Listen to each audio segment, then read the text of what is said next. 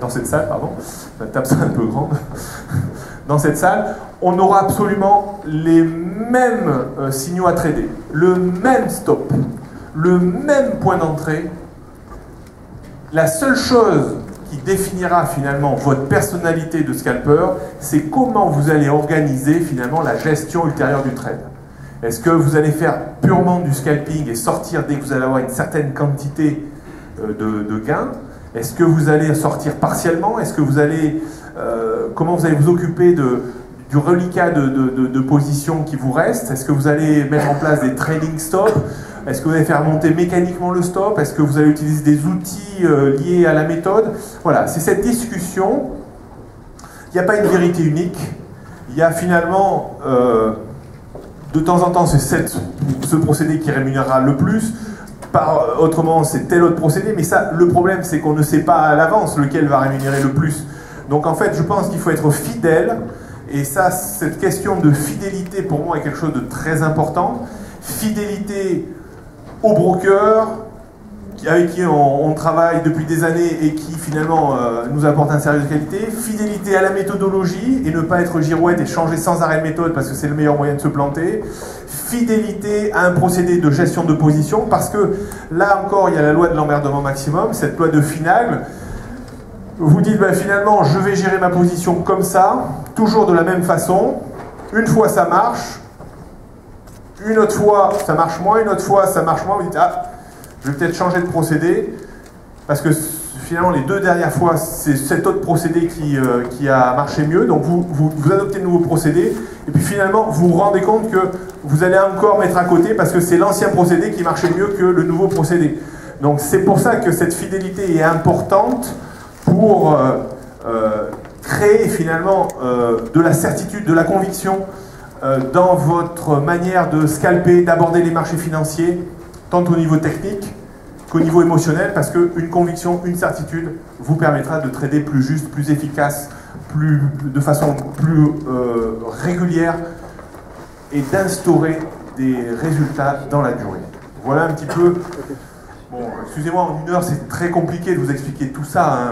C'est pas le but, alors qu'on va organiser un séminaire, on va mettre 3 jours pour bien expliquer tous les tenants et les aboutissants, voir toutes les situations positives, moins positives, aborder la gestion émotionnelle, aborder le côté pratique, c'est-à-dire voir que lorsqu'on fait de la théorie, on conceptualise un signal, ok, on est là, c'est super, c'est cool, ça marche, mais quand finalement on doit passer avec des sous sur son compte et lancer une action qui engage votre argent, et bien on voit que il y a quelque chose qui se passe, et ce quelque chose qui se passe, c'est bien sûr, c'est intérieur, c'est chacun est comme il est, qui peut avoir une conviction, mais une crainte quand même. Est-ce que cette crainte est bien gérée?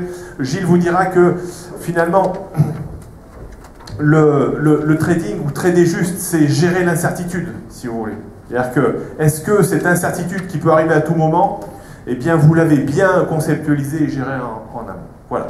Donc on va revenir un peu sur la technique, on va prendre un exemple pratique pour définir un peu l'horizon, enfin l'environnement de scalp. Non, on va passer en fait.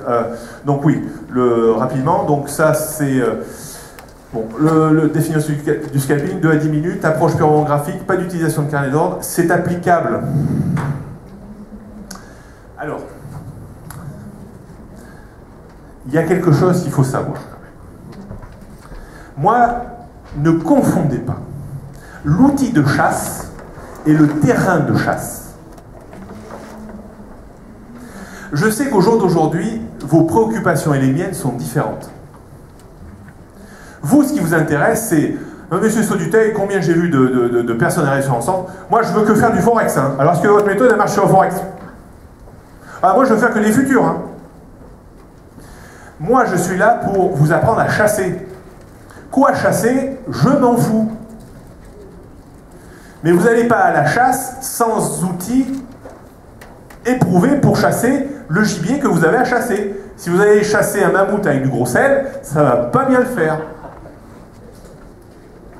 Donc, moi j'ai une méthodologie, je vous explique l'outil de chasse, et je vous dis que cet outil de chasse, peut s'appliquer aussi bien sur les futurs que sur le Forex, que sur les CFD, que sur les actions. Mais moi, à titre personnel, il a fallu que je choisisse un terrain de chasse. Je ne vais pas chasser sur tous les terrains, parce que si je chasse sur tous les terrains, je vais fatalement manquer ma cible. Il vaut mieux, finalement, exercer son activité sur un seul terrain de chasse et être pertinent sur ce terrain de chasse. Donc moi, quand j'ai commencé il y a 10 ans avec Self-Invest, j'avais pas le choix. Le Forex, ça n'existait pas, les CFD, ça n'existait pas, les actions, ça existait, mais il fallait que je trade uniquement les actions américaines. Donc j'ai pas voulu travailler les actions américaines. Donc il y a 10 ans, ben, j'avais pas le choix, les futurs.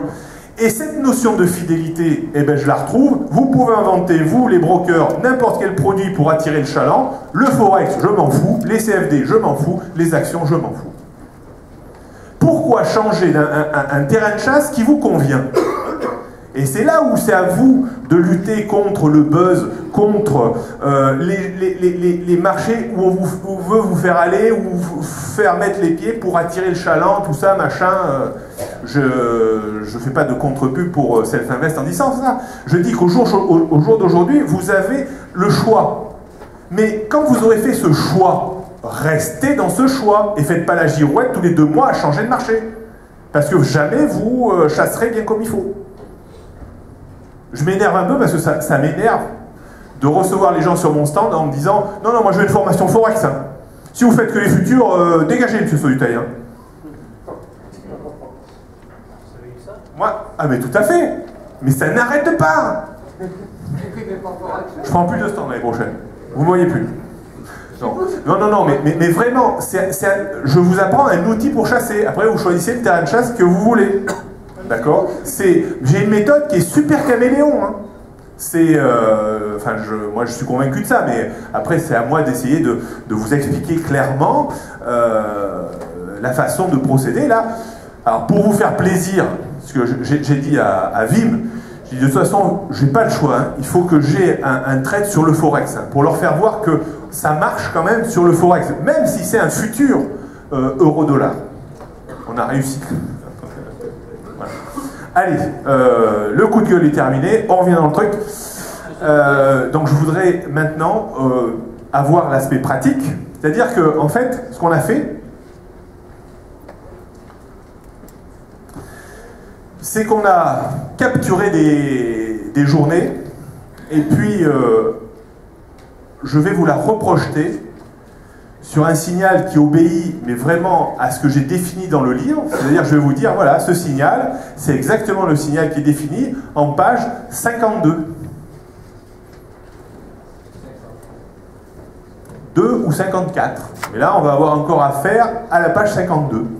C'est-à-dire, vous allez voir que vous avez trois attention, il ne faut pas que je me trompe, 3 situations géographiques pour scalper.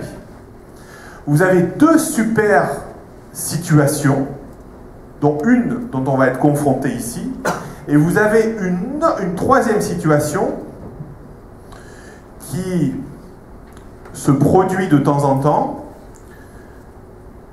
mais qui est moins pertinente, on préfère travailler les 2 super conditions en scalping, mais il m'est quand même arrivé de trader très régulièrement. La 3e condition que l'on ne verra pas dans cet exemple-là. Donc ne négligez rien quand vous lisez mon livre. C'est-à-dire que prenez le temps de bien le lire, le relire. Il ne faut pas avoir compris globalement la méthode. Il faut être capable de l'expliquer à votre voisin, le boucher, qui ne connaît rien et qui, une fois sorti, dire « Ah ouais, d'accord, j'ai bien compris ta méthode. » Enfin, la mienne, mais voilà. La restitution est quelque chose de fondamental.